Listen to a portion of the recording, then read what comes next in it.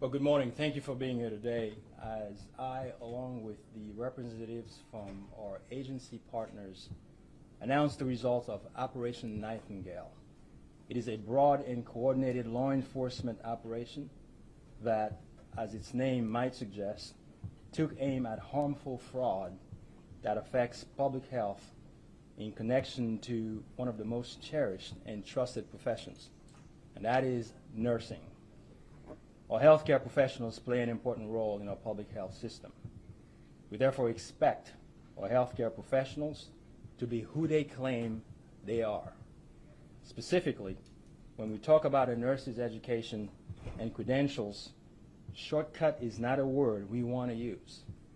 When we take an injured son or daughter to a hospital emergency room, we don't expect, really cannot imagine, that the licensed practical nurse or registered nurse treating our child took a shortcut around educational and licensing requirements.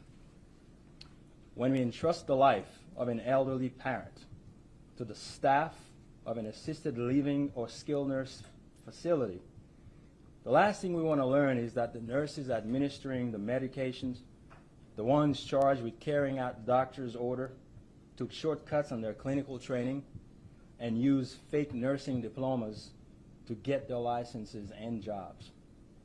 Unfortunately, thousands of people have taken these shortcuts. The prosecutor and agents here today have worked tirelessly to disrupt this fraudulent scheme. Today I'm honored to announce that their hard work has paid off. In 3 recently unsealed indictments by a South Florida grand jury and 2 informations, filed on my office's behalf by Assistant United States Attorney Christopher Clark, 25 individuals have been charged across multiple states with wire fraud crimes, including conspiracy, for their alleged participation in a scheme that involved the following. 1, that is selling fake nursing diplomas and transcripts to individuals who use those fake credentials to sit for state board examinations, obtain their nursing licenses, and ultimately get jobs at hospitals, skilled nursing facilities, and assisted living facilities. Arrests have been made in Florida, New York, New Jersey, and Texas, and search warrant has been executed in Delaware. So far, we have made 21 arrests, and there are 2 more individuals who are surrendering within the next 24 to 48 hours. Before I go on discussing how this fraud scheme generally worked, I would like to introduce representatives from the FBI Miami and the Department of Health and Human Services Office of Inspector General, Miami.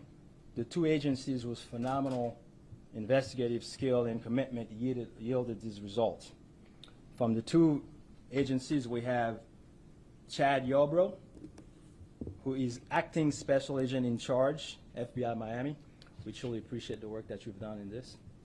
We also have Omar, where are you, Omar? Omar Perez Ibar, Special Agent in Charge, Health and Human Services, Office of Inspector General, Miami Field Office. Again, we appreciate all the work that you've done in this investigation. You will hear briefly from the special agents in charge shortly. Of course, I want to, of course, introduce Chris Clark, whom I've worked with for many, many years, who is in charge of this investigation from the office. As you can imagine, an investigation of this magnitude required the contribution and collaboration of multiple law enforcement agencies. We therefore receive invaluable assistance from other agencies whose representatives also join us here today. It is my pleasure to also recognize Eric Weindorf, Acting Deputy Special Agent in Charge, Homeland Security Investigations, HSI, and Gregory Kitsos, Resident Agent in Charge, Department of Veterans Affairs, Office of Inspector General, and 2 representatives from the U.S. Postal Inspection Service, Miami Region, Juan A. Vargas, Acting Inspector in Charge, and David Arias, Acting Assistant Inspector in Charge. I want to briefly speak with you a little bit about the scheme itself. We obviously will make the charging documents available to you. but the indictments were unsealed last night. Let me give you a brief summary of what you will learn. The defendants who were charged in indictments and information generally fall into two categories. The first category, basically, the defendants include owners, operators, and employees of 3 formally approved and accredited South Florida nursing schools. The schools are Siena College in Broward County, Florida, Palm Beach Nursing School in Palm Beach County, and Sacred Heart Nursing School in Broward County. According to the charging documents, the defendants in the first category, that is the schools, they prepared and sold fake nursing school diplomas and transcripts to nursing candidates, knowing that the candidates would use those false documents to, 1, sit for nursing board examinations, secure nursing licenses, and 3, ultimately obtain nursing jobs in medical facilities, not only in Florida, but elsewhere across the country. Obviously, the schools weren't doing this for free, right? On average, these defendants charged about $15,000 for a fake nursing degree diploma and school transcript. And the documents falsely represented that the candidates had completed all the hands-on clinical training and coursework required to become registered nurses or licensed nurse practitioners. The fact of the matter, though, is the nursing candidates had done no work for these diplomas. So think of first the schools, right, as the first category of co-conspirators. Now, you needed a different group of folks to actually bring folks to those schools. The second category of defendants, they include recruiters. Typically, the recruiters were associated with the nursing programs in other states who looked to one of these 3 nursing schools in Florida for the fake diplomas and transcripts. The recruiters described the fake documents to their students as a shortcut to getting those licenses and jobs. Those nursing candidates who agreed, they each paid about $15,000 for a fake diploma and transcripts. And obviously, they were able to avoid hundreds, if not thousands, of hours of clinical training. Think of it this way. In order for you to become a nurse when you go to school, there are a couple things you got to do, right? You have to take the coursework. Separate from the coursework, you have to do the clinical part, right? Where you spent countless hours actually getting that experience. These people didn't go through that. That part was completely skipped by getting the fake diplomas. In terms of the numbers, this was truly large scale. Over 7,600 fake nursing diplomas were sold by these Florida schools from about 2016 to 2022. At about $15,000 per diploma, we're looking around at $114 million paid for these documents. We estimate that about 30% of those 7,600 diplomas, 7,600 people who purchased these fraudulent diplomas, practiced nursing somewhere in the United States, perhaps currently. Not only is this a public safety issue, but it also tarnishes the reputation of nurses who actually did the hard clinical and coursework required to get licenses and jobs. And of course, it erodes the centuries-old trust we have built with our country's nurses. The 3 Florida nursing schools involved in this scheme have been essentially shut down, and the FBI and HHS OIG agents have alerted nursing boards across the country about this fraud.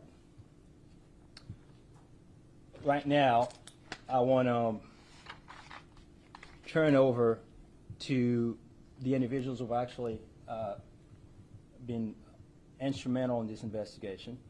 Those are the individuals without whom we are not standing where we are today. Let me begin first with FBI Miami Acting Special Agent in Charge, Chad Yobro. Please.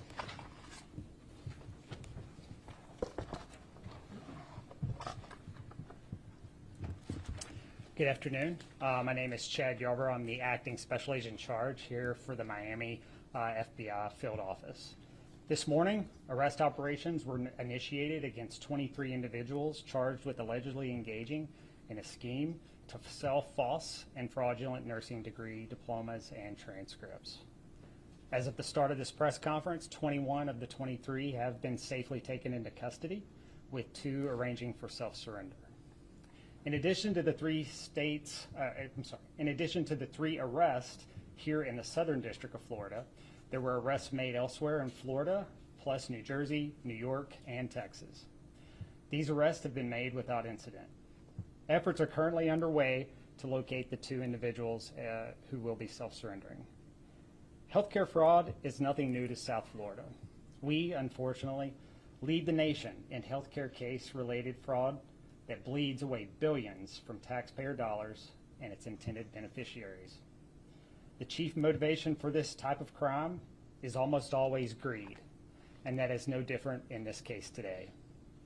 What is disturbing about the scheme is the possibility of harm coming to patients under the dubious care of one of these allegedly fraudulent nurses. The focus of our investigation has been on the individuals responsible for issuing these purportedly fraudulent documents as seen in the arrest today. However, these allegedly fraudulent documents may have allowed nurses to serve in critical healthcare roles. Thus, we've provided the names to the National Council of State Boards of Nursing and state licensing boards in all 50 states, as the boards govern the approval of nursing licenses with their respective states. The state boards are responsible to take any action against the allegedly fraudulent nurses under their purview. I want to thank all the law enforcement agencies who took part in this investigation with HHS and FBI. That includes Homeland Security Investigations and the U.S. Postal Inspection Service, as well as the U.S. Attorney's Office for the Southern District of Florida. Without their collaboration, this would not have been possible. Thank you. Thank you very much. Let me now introduce you to Omar Perez Ibar, who is the special agent in charge of HHS OIG. Please. Good afternoon. I am Omar Perez Ibar, the special agent in charge of the Office of Inspector General for Health and Human Services. And today's announcement is a culmination of a deliberately measured investigation, aptly named Operation Nightingale, for it involved nursing schools in Florida selling fraudulent diplomas and transcripts across the country. The deeply concerning allegations at the center of this investigation goes against the very tenets of the nursing profession. The alleged conduct by these individuals and those who received the fake documents is an affront to Florence Nightingale, the founder of modern nursing standards, the namesake of the world's first nursing school, and for whom the Hippocratic Oath was modified and named the Nightingale Pledge. Now, upon completing their training, nurses pledge to, among other things, abstain from whatever is deleterious and mischievous, and do all that is in their power to maintain and elevate the standard of the profession. The individuals charged today facilitated countless individuals to sully that pledge. Naturally, investigating a scheme involving fake nursing diplomas and transcripts is at the heart of our agency's mission to protect the health and well-being of the American public, especially children and the elderly who benefit from HHS programs, including Medicare and Medicaid. It is true that in this case, we identified several types of healthcare facilities where some of the individuals with these fake documents may be providing services. I want to assure you now that to date, we have not learned of nor uncovered any evidence of patient harm stemming from these individuals potentially providing services to patients. Now, that potential harm to patients is precisely why we've been working with the state licensing boards from the onset of this investigation, sharing as much as we can, as fast as we can, so that they can assess what actions to take to prevent these individuals from rendering care. We encourage anyone with any concerns to contact their state's licensing boards or their healthcare provider.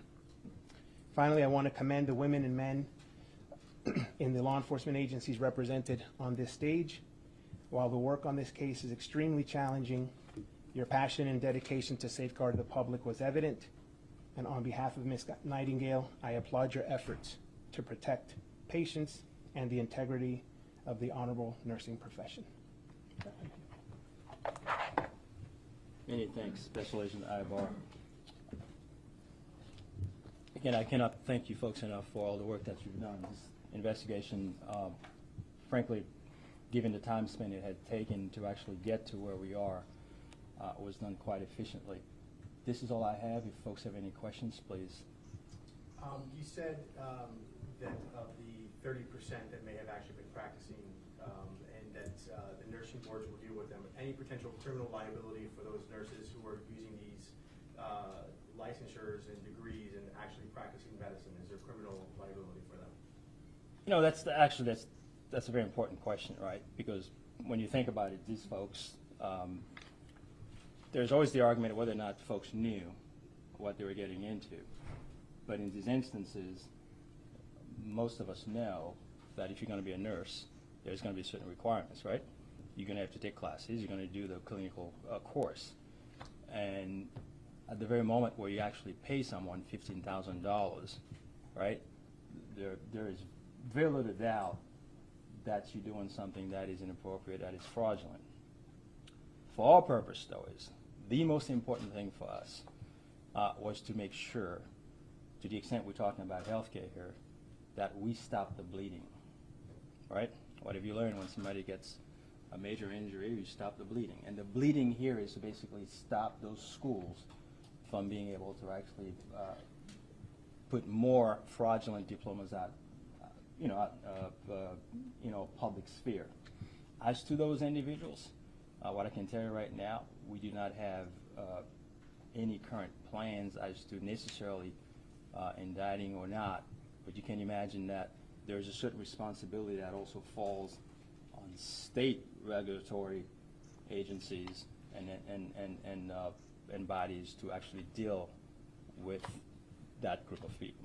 What would be the pitch for the recruiters and the schools? Was it as blatant as, hey, let's shortcut this and we'll expedite your degree and your credentials, or was it as, oh, here's a quicker way to get your degree? Was it as obvious, or was it kind of hidden when the recruiters were trying to sell this $15,000 diploma?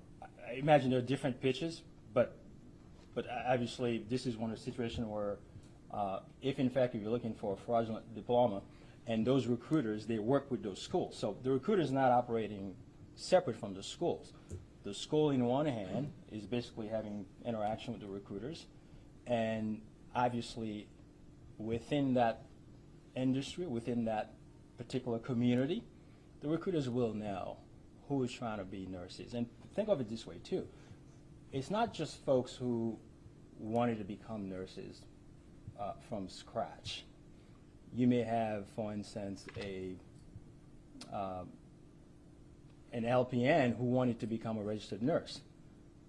That LPN would have had the credentials, right, to be an LPN. And that LPN decides, okay, I have a day job. That's a 12-hour day job. And right now, that's going to require me to actually spend some more resources of time for me to become a registered nurse. I can just pay for this and get it done. So in terms of the pitch, I don't think it's a hard pitch for those who want to get a fraudulent diploma. The concern here, obviously, the patients. What's being done to locate the people that are currently working with these fraudulent documents right now that may be in the healthcare system? Right. That's an important question. And what the agencies that have actually worked these investigations have done is to, first I want to give you a little bit of background, right? In order for you to become a nurse, right, you have to take a test. And that test is actually administered by the National Council of State Boards of Nursing. They ultimately get to know everyone who's actually taking an actual test. They also get the test results, right? So what we do know is the people who actually went to school and, well, didn't go to school, who got those fraudulent diplomas, we know who they are.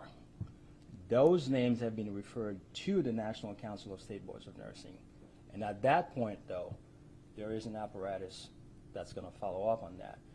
From our perspective on the federal side, whether that be the FBI and HHS, there are limitations to what we can do, right? Certainly, folks, once we uncover the crime, we investigate it, and we bring it to the surface now, there are other parts, there are other chains in the link that have to do their part, right? If there was a message that you had for those patients out there that may be concerned for their safety, what would you tell them? Well, what I would tell them is, well, first of all, it is a legitimate concern, right? The notion that to be concerned about the fact that when you go to the hospital, whether that be yourself, your child, your parents, I would imagine most of us here have ailing parents and elderly parents that they have to deal with, that they take to the hospital, to the doctor on a fairly regular basis. And it is quite natural to be concerned about whether or not when that person gets to the hospital, right, the person who was taking care of them, let's face it, the doctors do not spend as much time as the nurses do. So I understand folks would naturally feel really concerned about that. But what we can tell you, though, is from the investigations that we have done, we have not found that any harm has resulted from sort of the diplomas that were issued to those in that fraudulent matter, right? So, I'm not in the business of speaking absolutely and giving certain assurances that I may not have, but from what we have and the information we have now, we have not had any sort of reported harm.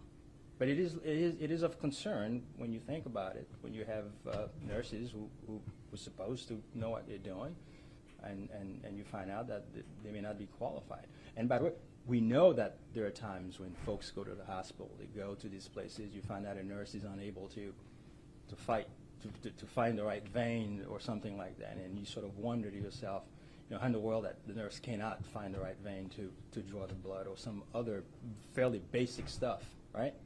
So. Do any of these schools have any classrooms, textbooks, instructors, and did any of these quote-unquote students actually do any class time, or did they avoid it altogether? So it's my understanding that those schools were operating as schools at some point, right? But the actual state licensing, entity, you have to have a certain passing rate in order to maintain your accreditation. Those schools were notoriously having very, very low passage rates. So at some point, the state licensing says, guess what? You guys need to stop. You can no longer engage in the business of educating nurses. So what they followed up with is, okay, we're going to continue to actually, so what we're going to do now, to the extent we cannot provide legitimate diplomas, we're going to provide fraudulent diplomas, right? So you had people, for instance, some of these outfits were supposed to have stopped in 2018, right? So someone who needed a diploma in 2020, they would backdate the diploma to the time when the state licensing board would have told them you may no longer continue to provide education, right? So the investigators from HHS and FBI were able to see, well, if this person's getting a diploma in 2020, right, with a check that was issued in 2020, backdated 2018, clearly there was some improprieties there. Is there a common thread between the three entities since they're so close in location? Well, the common thread, to be more specific, what would you be looking for? Two in Broward, one in West Palm. They're all doing the same thing. It doesn't seem that there's any in Miami, but is there a common thread person, or somehow they're all connected? Well, I mean, the obvious thread is this is South Florida, to the extent. Is there like a person that they're connected with that you somehow started looking at all these very closely? The thread I would say is a couple of things. One is obviously fraudsters tend to sort of hang out with each other, so these individuals have relationships within each other. The thread, I would say, is between schools and recruiters. The recruiters obviously have relationships with the schools and the school owners. The other thread that maybe is those things happen in certain communities, right? So in that regard, there are certain demographics that these schools tend to basically go after by virtue of the fact of who they are. It's like when you have a Ponzi scheme, right? Those are affinity crimes, right? So if you have if you have a Cuban American who may have committed a Ponzi, you will find that there are people that he knows or she knows. So in this particular case, we have a couple of the schools. They are owned by Haitian Americans. I imagine in that sense, then there are some nurses, within that demographic. There are many nurses within that demographics that would have gotten their nursing degrees from there. But keep in mind though is there's another angle to this though, right? So you have the nurses that were getting their diplomas, their fake diplomas down here, but you also had the recruiters who went out of state, who were recruiting people from out of state who wanted fraudulent diplomas in those places in New Jersey, New York, in Texas, and Delaware. So that would, tell you the thread there. The thread is we're fraudsters. There's an opportunity to make money. In this particular case, we're talking about really tens and tens of millions of dollars across the schools. That speaks for itself. Yeah. I have a question about the statistics. You indicated there were about 7,600 students who received these fake diplomas and paid an average of about $15,000. Of the 7,600, 30% actually passed the exam. Right. So 2/3 of those 7,600 possibly sat for the exam and didn't pass it. 1/3 sat for the exam and passed it. And I was just wondering, with the lack of training that you've described in the court documents and today, how did these 30% pass the exam? Were they former nurses, say, in the Haitian American community here in South Florida? Were Yeah. they part of, a group of other ethnic groups, say, in Texas, Right. How did they pass the exam? So Jay, I would say to you, as a lawyer, there are times when I ask myself, how did these lawyers pass the bar exam, right? Nonetheless, they did pass the bar exam, right? So listen, there may be a disconnect in terms of a nurse who did not actually sit for the actual, didn't take the courses, didn't go to the clinical course. And that person may be sufficiently smart and be able to actually overcome a test, right? That can happen. And also keep in mind, too, you have to look at the group. We're not necessarily looking at a group of folks who have never been exposed to nursing. If you have an LPN who's applying to be an RN, well, that LPN would have had certain knowledge about nursing, right? And that LPN, I imagine, would have had sufficient knowledge to be able to sit and actually pass the test. I am guessing that may be one of those circumstances. Having said that, though, right, that says nothing about their obligation, right, to fulfill the requirement. Whether or not you pass the licensing test, that to me, that's besides the point. There's a reason why you have a licensing requirement. There's a reason why you actually have to take those courses. There's a reason why you actually have to go through and actually have the actual clinical part of it, so you actually have experience actually treating people, right? Neither you or I want to be sort of the guinea pig for that nurse who hasn't done that, right? So to me, if you pass the test, right, but you hadn't done those things, that's no redemption in any way whatsoever. But I appreciate and understand your question. Was there an element of coaching on the part of the school's instructors? I remember in prior complaints, there had been, in indictments involving 3 or 4 others, there had been references to coaching and whatnot. So, is that also present here? So the recruiters, part of their pitch, it's also we're going to help you with the actual test, right? In that sense, there may have been some of that, right? But what you also know, though, Jay, is this. When it comes to test taking, which we deal with in whether that be an SAT, an ACT, or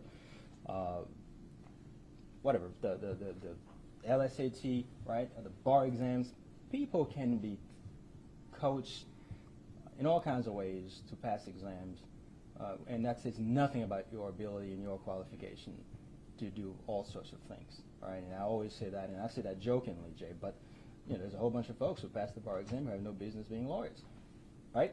So in that particular case, one may say, well, there's folks who pass the licensing requirements who have no business being nurses.